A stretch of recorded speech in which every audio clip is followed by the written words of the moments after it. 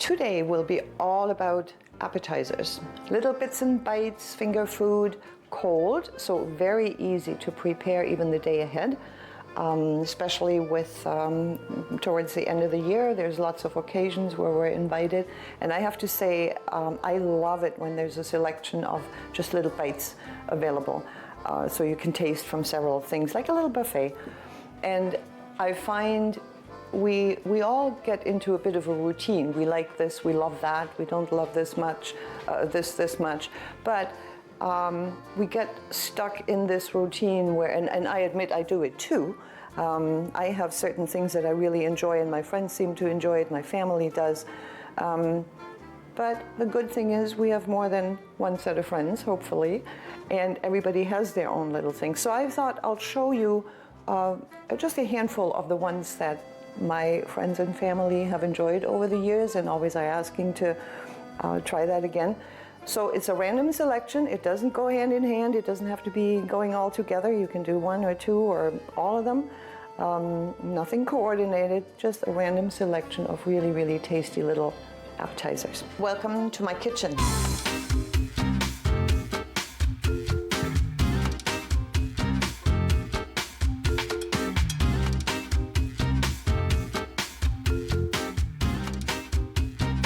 With appetizers, breads are often a good thing to have.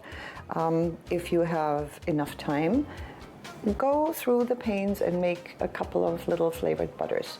It makes a big difference if you just put a piece of butter out or if you put some work into your butter. So I'll show you very quickly how to make super fast 2 flavored butters. One is an anchovy butter. All that goes in it is softened butter. You just leave it out at room temperature for a little bit. Chopped onions, chopped anchovy, and a little bit of the anchovy oil, and a bit of pepper. Careful with the salt. If you use salted butter, you won't need to add any. If you use unsalted, then add a little bit of salt, but careful on the anchovy butter because we know anchovies are salty. The second one is just a herb butter. Butter, chopped herbs, anything you like. I have a mix of parsley, chives, cilantro, tarragon, a little bit of lemon juice, a tiny bit of tomato paste just for color. And here comes the sauce. Worcester, one of those two sauce. I'm never sure how to say it. And you can put in a few pink peppercorns. And all you do is throw it all in a bowl, use your hand mixer, mix it until it's nice and smooth and even, and then put it in a nice little, if you have a stone pot, or even in a pretty glass, and put that out on your table with a sprig of herb in it, and it'll be very exciting on your bread.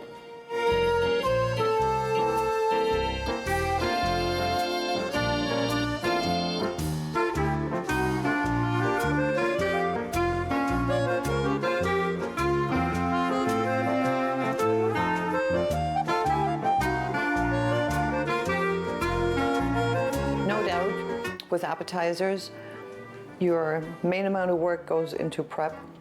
I have prepared, because I don't want to keep you busy watching me chop things. I have prepared most of what I'm going to need to put these appetizers together. We're starting with a very simple one. You're going to love this. Ravioli with a fresh pasta filled with your choice of filling. I have tomato and burrata on this one.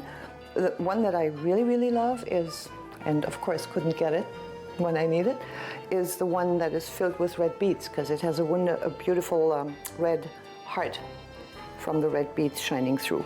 So your pasta goes, I cooked it obviously, and we're going to put it right side up, would help. How are we going to do this? Maybe like this, on a nice platter.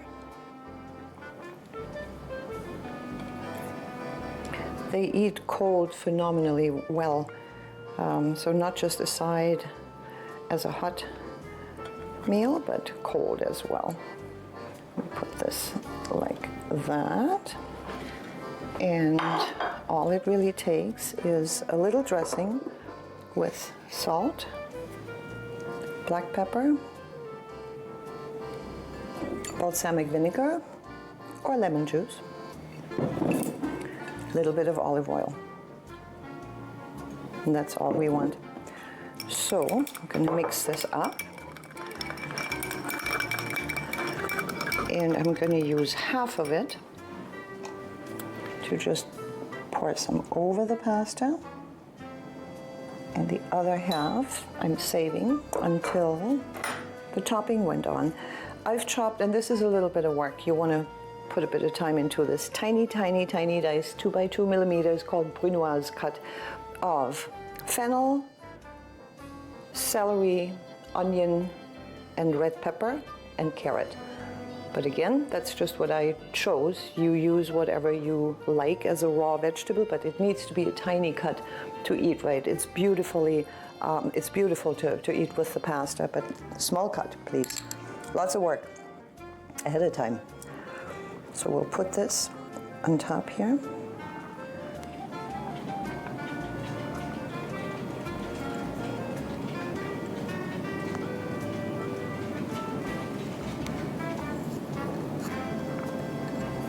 There we go. And the rest of our dressing over top of that. And here we go. That's it. That took how long? A minute? 5 minutes to cook the pasta. Okay, give it 10 minutes to cut your vegetables. And you have a perfectly #1 appetizer done.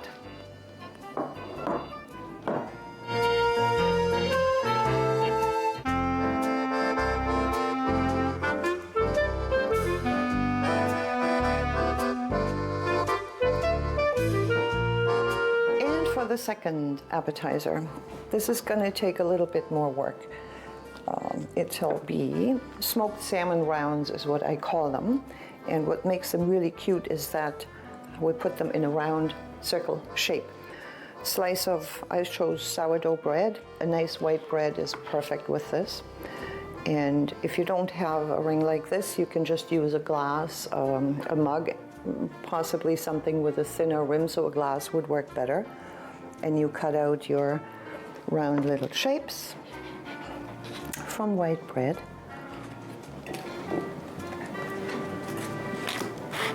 We'll do 3 for now. Just twist it long enough until you feel it's all the way through, so you're not ripping it and the edges look nice and clean. Step #1. Now the second one, we're going to have to move this. These are little quail eggs that we'll use on top of those salmon rounds. And this is a little finicky, but not too bad. So we do the same thing. We cut rounds from salmon. I've spread a couple of slices together ahead of time. And again, press hard so it comes all the way down. 1, 2, 3, and no worries, we're not going to waste the leftover salmon at all. Instead of butter, which you can do, I've prepared a little bit of herbed cream cheese. So cream cheese, a sip of cream or milk, lemon juice, salt, pepper, and then chopped up herbs of any mix you like. It eats really well with the salmon. And I'm being generous because I love it. So not just scraped on, but put a decent amount on it. Makes it nice and juicy. So try to stick with your round shape when you spread it.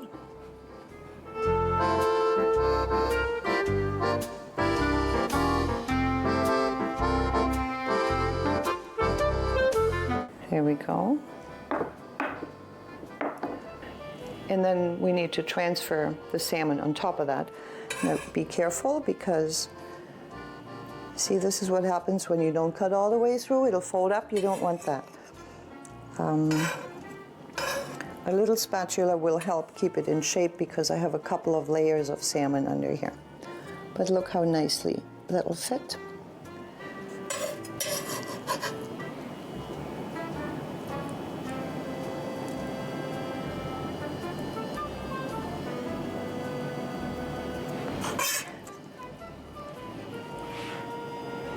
Here we go. So I have fried the quail eggs in the meantime. And this could be eaten hot or cold, but since we're talking about cold appetizers, it'll cool down and taste just delicious. There we go. Isn't that pretty? Now, if you like capers, this is your opportunity. We can add a couple of those.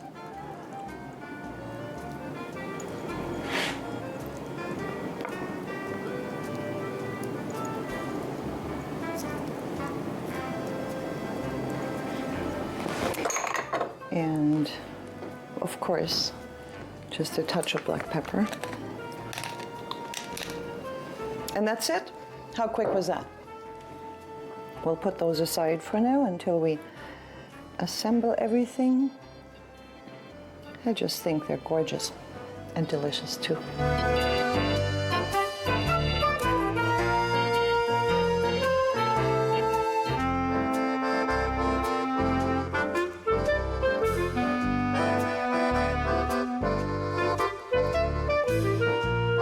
Next, number 3, beef tenderloin. Who doesn't love beef tenderloin? A little sauce, beef tenderloin, a shrimp, and a stick, and we have a mini surf and turf little appetizer. I've put some horseradish in here. I'm adding some whipped cream, hopefully not making a mess. Nope. This is, by the way, super delicious. If you like horseradish, I love it. Mix it half and half with whipped cream. It makes it so much better. And we'll put this at the base of our little dishes. You can use little glasses, or you can use a spoon, for example, a deep spoon preferably for your presentation, whatever you have handy. So the sauce goes in the bottom. Horseradish cream, yum. Could do a wasabi cream as well.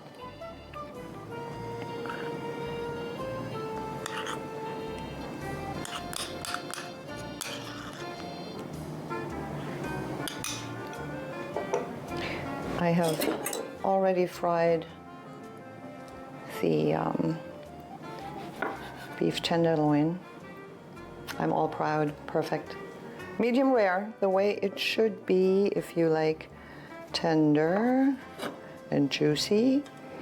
So we'll put this, since we call it surf and turf, we better get some surf in there. A couple of little shrimp. I'm using a rosemary skewer, but any wooden skewer, of course, would do as well.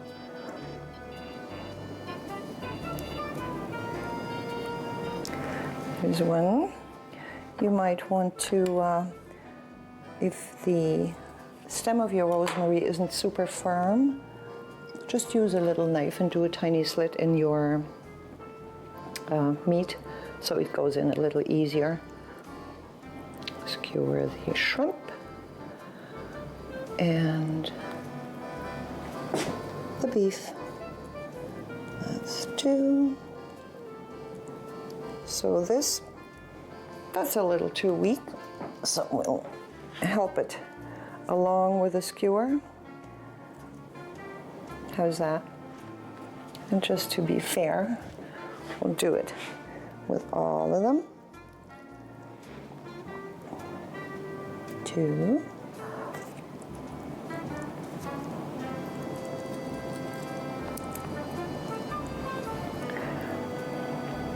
There we go. And all that's left to do is put it right on top of our delicious horseradish cream. This is a bit of a juggling act.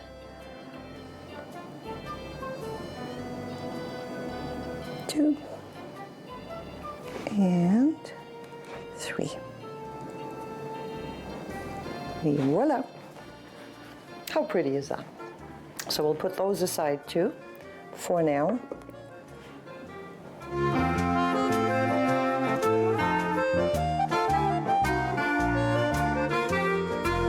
Next, smoked trout. Beautiful, beautiful smoked trout. Very fast, very simple. Sour cream and mayo, salt and pepper. If I found it, I put it aside. Black pepper, a little bit of salt. You can always add. The fish will be salty to begin with. Lemon juice.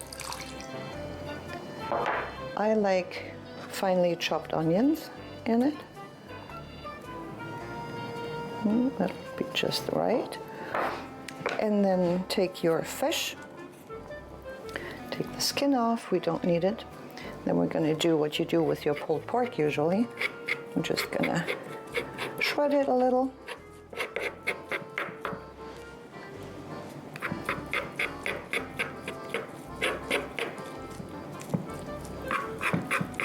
Now this tastes really, really good if you let it sit for a couple of hours or overnight. When I do parties, I usually prepare that the day ahead. And the aromas marinate and mix beautifully overnight. There we go.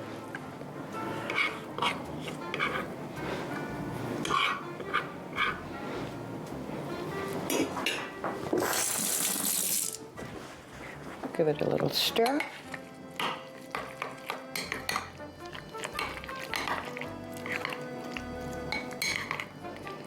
You can add herbs or capers. I'm leaving it as is because I just like it as is, so it's the smoked trout that's your major flavor in it.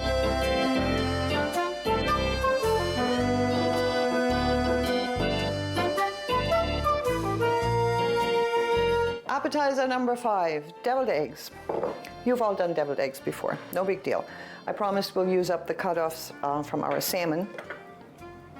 So, half your hard-boiled eggs, and of course, take the egg yolks out.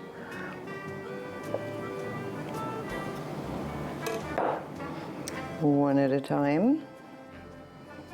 Yeah, might as well use this. I'm using my deviled egg tray to park these for now, because when we're all done with our next and last version appetizer, we'll assemble it nicely on a board. So to work with it for now, this is what we're going to use. The egg yolk, we'll mush that up with a fork.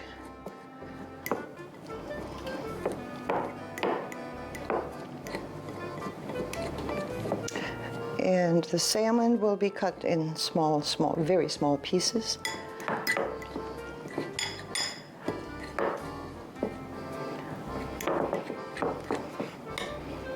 Nice and smooth.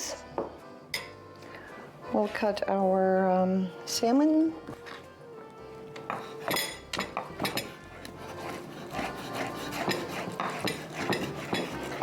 Smoked salmon has such a beautiful scent.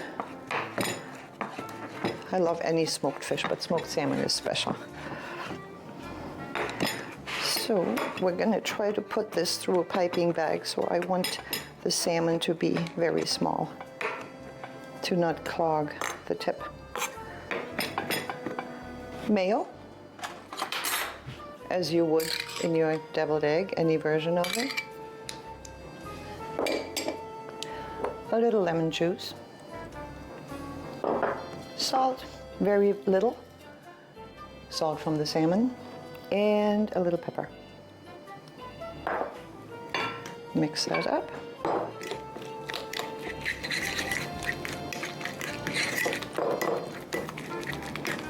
If you do more than just a couple of eggs, the consistency of your filling for the deviled egg will get a lot smoother if you put it in a food processor.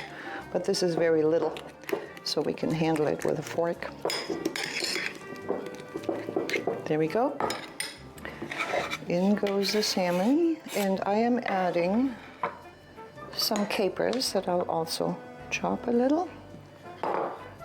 Give it an extra kick. It adds a bit of acidity.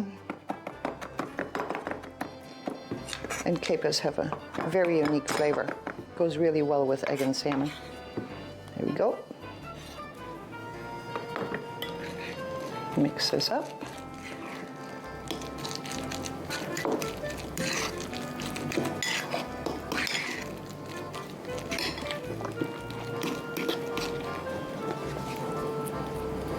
Now you can use a couple of small spoons to fill your eggs, or if you want the look to be a little prettier, maybe use a piping bag. We'll try this with this portion. Oh, that's a little too much. I am not a great baker, so my struggling with piping bags you're probably familiar with when you're like me, or not when you do a lot of baking, where you use piping bags often.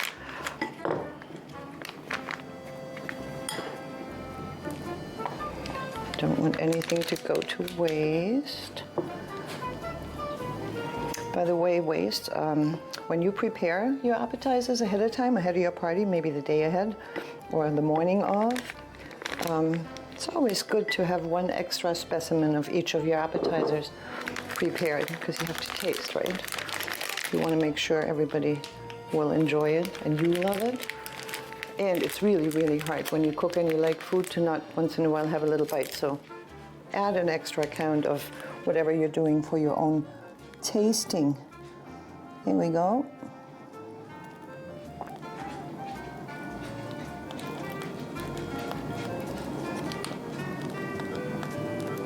Salmon and caper deviled eggs.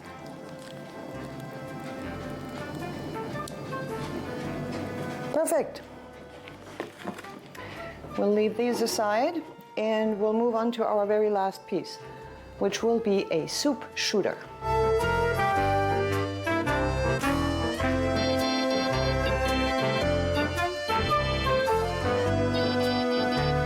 Number 6 and last, super easy. The day before or the morning of, you have made a pureed vegetable soup. Any kind. Very pretty, I find, is butternut squash, because it's nice and orange, or you do a spinach and potato, or just spinach, or a fennel and potato, or a red beet soup, or all of the above, and you just present them in form of a shooter. I've prepared 3 shot glasses. So this is served room temperature. You warm up your soup a little bit, you fill the glasses, and we're going to add some whipped cream on top to make it look pretty and taste good. But you do that last minute, the whipped cream. You can fill your shooters, but don't do the whipped cream until you're almost ready to serve or to eat. I've made a butternut squash soup. We've done pureed soups in the past on this show, so if you don't have your own recipe, go look it up in the episode with creamed soups on the website. And I tried so hard not to make a mess of this glass, and I have. So there we go. Really, that didn't need to be. So we'll chop this with whipped cream carefully.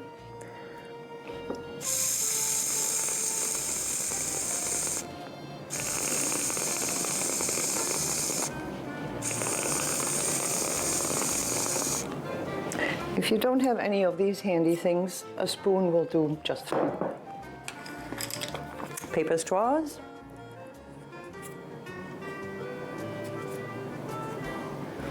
And here we go. Now, can you imagine if you do an orange, a green, and a red with red beet soups, and you just present this on a tray? It looks like heaven.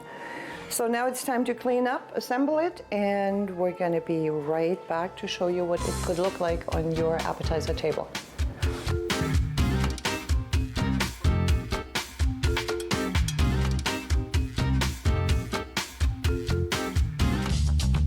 This program is brought to you by Ignite TV. Now you're in command. Visit Rogers.com for more details.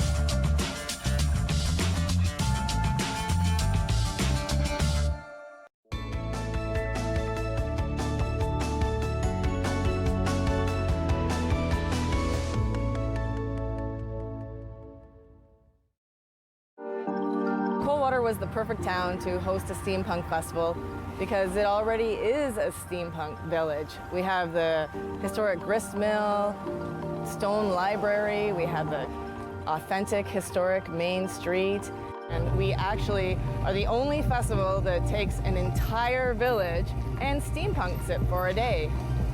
Steampunk is Victorian industrial or retro futurism, all based in a spirit of fun and play. There seems to be an abundance of local artists and very, very creative people in an idyllic, authentic, historic village.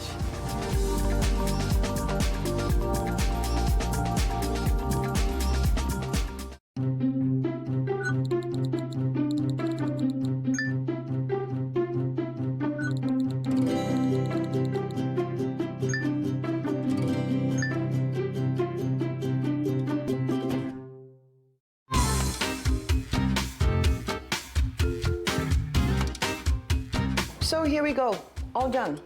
Didn't take long, did it? Mini surf and turf on horseradish cream, soup shooters, salmon rounds, smoked salmon, herb cream cheese, a fried egg, or you can do a hard-boiled egg, salmon stuffed deviled eggs, and our ravioli with a raw vegetable topping and a clear vinaigrette.